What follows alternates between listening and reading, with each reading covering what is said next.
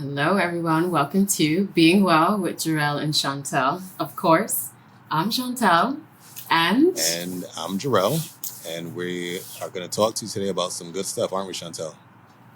we are. The first topic that we have is mental health and substance abuse, and how those kind of tie into each other, the ups and downs, that roller coaster that it brings. It's What's always a good something that one. you've been, yeah. You're smirking. It seems like it's something that you have witnessed or you've been around. I'm sure we all have. I mean, yeah, I feel like we all have, or hopefully not all of us. It's not something you necessarily want to be around, but Yeah. it's something you'll see, and you get to learn about and learn not to make those mistakes in the future. Or if you've done it yourself, you learn from your mistakes. Um, when it comes to mental health and substance abuse, I'll ask you a question. When it comes to drugs, and it comes to I guess we'll say hardcore drugs, because Mhm. marijuana is legal these days. It's not necessarily Uh-huh. the type of drug that people go crazy about anymore. What would you say Right. is too much smoking, too much weed? What would you come and say that if someone is smoking too much weed? How would you say? How do I put this? How would you say that they're smoking too much weed and it's messing with their mental health, or is that even a thing? I do think it is a thing. And are you saying someone in specific that's close to you, or I would think, or just a general thing that you want me to talk I about have people in my for circle that people? I truly believe smoke way too much, and I can see it affect them in their social skills, their functioning skills and stuff like that. They wouldn't admit it, or they wouldn't necessarily see it, because there's a cap when it comes to smoking too much, I think. Uh, but then again, there's some Hmm. people that smoke a ton and they seem to function normally. But why are they smoking that Right. much? Because maybe something mentally is wrong Uh, with th- them. yeah, that they are probably not communicating, expressing maybe their shame. There's a moment now having to keep up with the Joneses in Yeah. that respect, I guess, for lack of a better term. But I know that when you just have a higher tolerance of something, not everyone is really aware of it. I would say, per se, just for myself, like if I was drinking and over time, I'm realizing, like, why am I so okay? And I can see everybody else changing in their behaviors. It's not necessarily terrible, but it's like I'm standing outside of the fishbowl. So with the smoking, I think it can be a cap. And why are they smoking so much? Maybe because they believe that there isn't something else to entertain them. I have a friend that he truly believes that he can't do anything before he smokes, work before he smokes, can't see family before he smokes. And it might look like a problem to other people, but in his head, he's completely fine and he's functioning fine. But also on the outside, it's like, you're not functioning fine. You're still struggling in life to, Yeah. to get by. You know, and then the fact that now smoking is everybody. Even before it was legalized, people still smoke. Just kept it as a secret. Some people, but now that it's out there, Mm-hmm. it's like normal, and that person's not going to stop. So my question is, should, and this is going to be a tough question, maybe a little controversial, should smoking marijuana, talking about marijuana, should it be legalized again? Illegal. That is touchy. And this is, and Um, full disclosure, this comes from two I people, me, myself, and you, who both smoke or dabble in smoking. But continue. mhm. um, I really haven't thought about that. I think it is very touchy, just with the fact of people who are incarcerated for just it's a recreation, and now it's a major legal thing, and it has other politics and racial things that have to do with it. So making it illegal, I think it's going to stir something unless there is um, like a reasonable moment for it to happen. And I think that would have to go like step by step, and it's like very Right. small increments to go towards that. Because if you just snap, like how they're making this so legal and everywhere, it was like an uproar for a moment for people, and now it's kind of like taming it down. But it would have to be step by step, I think. At the same time, you got to remember this is now a multi-million-dollar, billion-dollar industry. You know, people are making money off of this hand and foot. So it's like they're never going to stop it. I don't necessarily have a problem or issue with it, but I know some people just, you know, they're substance abusers, and they take Mm-hmm. it to the point where, you know, they can't fully function normally without something like that, because it's a substance, you know, whether it makes you feel good or what. Benefits to it, obviously, compared to any other drug out there. We're not talking about cocaine here or crack. PCP. Well, yeah, sure. But that too, I'm not a connoisseur, and I can't get deep down into it and where it's coming from, who is creating it, harvesting it, and so on. We know that things that are here in America are totally different from where it originates from. So that is another thing. If they're going to do that, I think it's going to really, they're going to really strip it and stretch it. If I can only use my imagination, just like anything else. It's just, I can only imagine us being able to do that through some kind of technical device. The world is going so rapid and fast on how we can do whatever we wanted to do in its misconstrued way. So I don't have a big answer besides I can see there's a lot of tension that would happen because Right. the kinds of money and the people that are in this now. And I think it would just really need to go like little by little. Making it illegal, again, I don't know, but I think it could kind of chop down its distribution. Agreed. I like that. Agreed. Yeah. But it will never become illegal. I do. because I have there's too much money in it. Let's be honest. way too much. I feel like there's way too much money in this now. The kinds of people that have, yeah. People So, have profiting off of it. yeah, it's insane. I'm happy to see the people that are profiting and creating their businesses from it, local and doing your thing. Right. Then there are other people who are just obviously abusing it. Yeah. Some people that don't even know anything about it.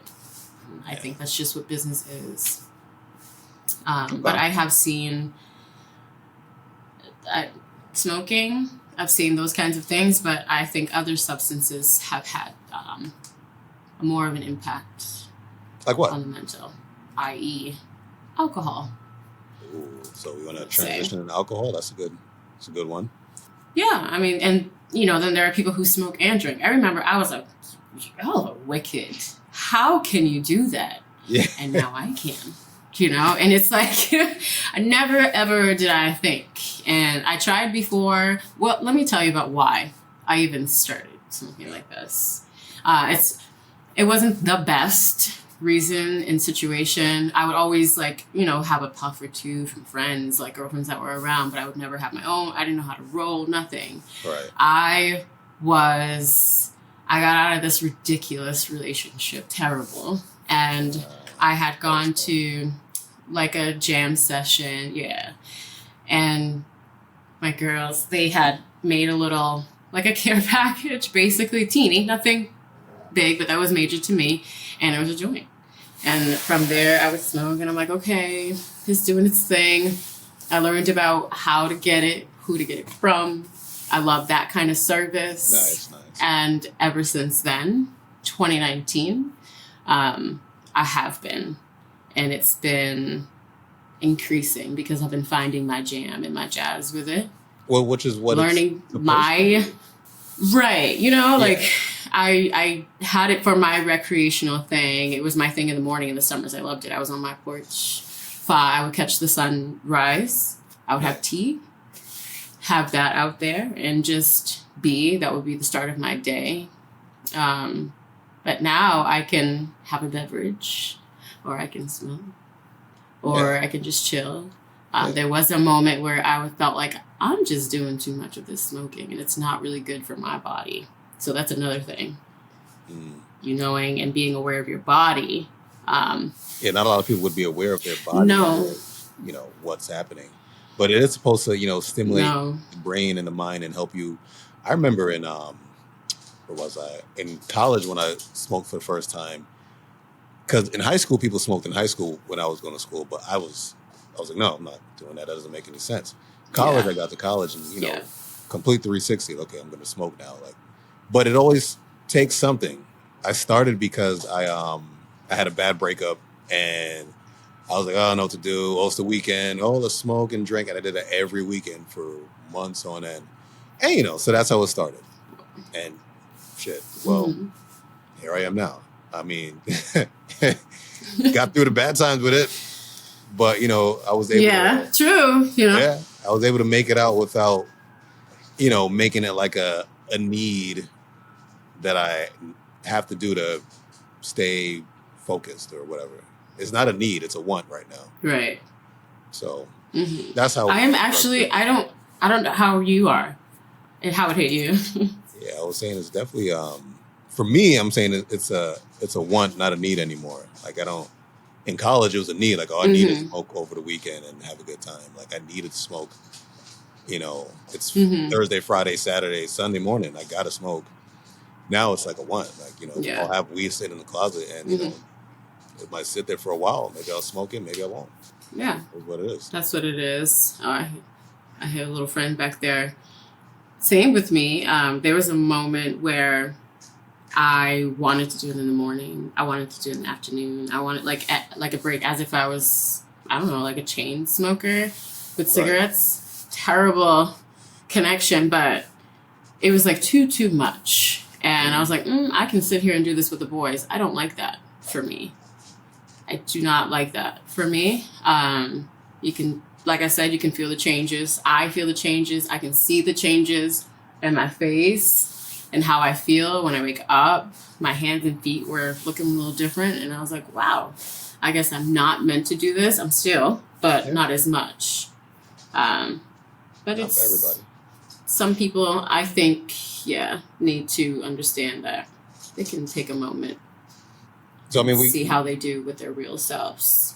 we slightly got off track because we were diving into alcohol, and we went back to The weed. alcohol, yeah, So we did. big topic. We could actually say that It's for actually another hmm podcast. Talk about it solely on weed because that'll be an hour, 2 hour conversation. But transferring gears back to alcohol, I'm thinking hmm maybe. Oh, all right, I'll start with you. What do you like to drink? What's your go to drink? If you go out with some friends, whatever, what's your drink? First, I need to have some hot water with lemon. Oh, before okay, all right. I need it. I'm not shameful to say it anymore. People look at it like it's crazy. It would be No, the no, club, it's basically the tea. lounge. Yeah. Yeah, I need it. I need it to clear me. I need it to just open me up and get me ready for whatever I'm going to do. And then I can go into like a Hendrix. I like Hendrix and water. It's really just straight up. Or I'm into mezcal these Oh, days. fancy. All right. How many drinks? hmm How many drinks do you over the top? 1, 2, 3, 7? I'm over the top. That I'm over the top. Over the top. I don't want to be there anymore. I haven't been there in a long time. But I would say if I were to do that, I would say like 4 or 5 Hendrix and water because it Yeah. just tastes like water. And Okay. if I am just really enjoying myself, I might be smooth sailing. We can go surfing. Okay. Not mad at that. What's To your ideal beverage? for the longest while, from age like 21 until like 30, it was a Long Island iced tea. 21. Yeah. Oh wow. Wherever I went, whoever I went with, I had Boom, to get a boom, Long boom, Island iced boom. tea. And some places made it extra strong, some places didn't, but the strong ones would destroy you. 3 of those, I'm done. Done. Yeah, one for me. There's so many in there, There's so much right? damn liquor in there. They put everything in there and just say, here, drink this. And they put a splash of like, what the hell is it? Coke or whatever they put in there. A splash, cranberry. It's Coke. There's a little bit of Oh, Coke. I thought it was like I thought it was actual tea, like sweet tea or something. Is it tea? It might be. I could be wrong. I never was back there making the drinks, or you basically just trust the bartender. Like, here, just make my drink. Yeah, do what you gotta do. They can put whatever the hell they want. Right. Right. Drink it and be like, oh, this is good. Yeah. So it is what it is. Whatever splash of Coke or tea, whatever they put in there, it was legitly a splash. So yeah. Long Island was my thing. I was like, because you're going. and it was like, and I had a thing. I couldn't go out and enjoy myself unless I was like slightly tipsy to begin with. I couldn't like get on the dance floor and dance unless I was kind of inebriated. I couldn't like mingle and talk to people in the club unless I was a little drunk, and that was, I don't know if that was a confidence thing or a false confidence thing, whatever it was, but liquid courage. Alcohol is liquid courage. Yeah. And it puts you in another person. You have a mask on, like you're wearing a mask now nobody can really see the real you, and so you're just out there talking to whoever you want, saying whatever the hell you want. Just don't take it too far, because then you jerk. Is it not the real you, though? Is it a mask, really? Well, now that you say that, maybe it is the real you who finally comes out, has the strength to come out, the courage to come out. So yeah, that's how I feel. Imagine if we all kind of expresses who you are. Imagine if we all walked around all day like inebriated. Like the real us would be here like 24 hours a day, 7 days a week. Is that a good thing or a bad thing? But that's great. Yeah. Also, I don't feel like everyone has to be inebriated to feel that way. No, it's not. It's not everybody. Some people are naturally like that. Yes. Yeah. And bless you. I think it's really beautiful that you can really feel. And I always say to people, we have to have the courage to believe what someone is saying to us. So me even saying, I find that to be beautiful that they are expressing in the way that they are. Again, I had a big belief in them. So that's like a whole next like philosophical deep dive. Inebriation. Yeah, something else. Yeah, it's very deep. But talking about that, like going up to people and giving that confidence, I think it does. I had shared with you a couple weeks ago about an experience I had with someone. Right. And we started going over things that people drink, like different drinks bring out different things in different people. And it's very interesting to do and witness that. Yeah. I think it's really when someone is, for some people, not always. Some, it's like really light liquors. Well, imagine if we had moonshine in Boston. What'd you say? Mm-hmm. Moonshine? No one talks about how terrible, like that's... I've had Boston moonshine one time. My brother-in-law's from Boston, and I think he brought some back, and I was like, this shit is some type of apple Smucker pie moonshine. Wild. I can't remember what it was. It was wild. Like, mm-hmm. Yeah. Wild. Yeah. Wild times. If you ever go to Boston, whoever, just get that moonshine. If you want to. Where are they going to get it from? Because I don't even know where to get it from. I don't know. I got to ask around. I'm not the moonshine pusher here. I can't tell you. We don't need to do that. We don't need the moonshine. We don't push the moonshine out at to all. People. No. No. Thank you. But if if it came our way, take a sip. Why not? Not a problem. Yes, but we got to remember our mental health, though. Okay. Yes. Got to remember what we're saying. So stay together. I'm just wondering, and I'm curious, people who are very close friends, like how you say, and obviously they're abusing it. You can see the difference and change each time that they do, but also they're a grown adult. Yeah. How do you navigate that situation? Like telling them? Or have you ever been in that situation? Telling them or talking. Have you ever had that kind of moment? Well, the closer the friend, the more you should be able to talk to them truthfully and honestly without there being some type of issue, right? So I feel like it's tough. It's tough. It's a tough line to cross, you know. But I feel like if you really truly care for that person, you tell them the truth. Like, yo, listen, you're doing too much, Mhm. you know. And if they want to take it the wrong way and get Right. all upset, hey, that's on them. You know, like, I can only try to help you so much or give you my opinion. You know, if you think I'm wrong, you don't have to listen to me. It's fine. You're an adult. We're both adults here. Carry on with our lives. Right. But, you know, just, you know, like I said, the closer you are to the friend, the more you should tell them the truth. You know, I mean, you shouldn't really be lying to people anyway. But Right. tell your friends the truth. Like, if I had a good friend and my good friend's breath smelled like horseshit, you know, I'm going to tell you, like, hey, your breath is kicking. Like, clean it up. You're gonna say like that. How do you go? You go up to them and say like what? What, the Yeah. breath thing or the liquor thing? Like your breath yeah. Mm-hmm. Oh, The breath if it's thing. a good friend, like, yo, your breath smells. Like, straight up. If it's like, you know. But wouldn't you rather hear that from me than hear it from, like, you know, Bobby on the train who doesn't even know you? Then you just go home Yeah, embarrassed. sure, of course. Yes, of course. come But on you gonna now. say it, like shout it out loud, or you're gonna No, kinda you tell don't got to me shout it out loud. That's just it's causing trouble before. yeah, I'll tell you ever so right. nicely that your breath is kicking. Mm-hmm.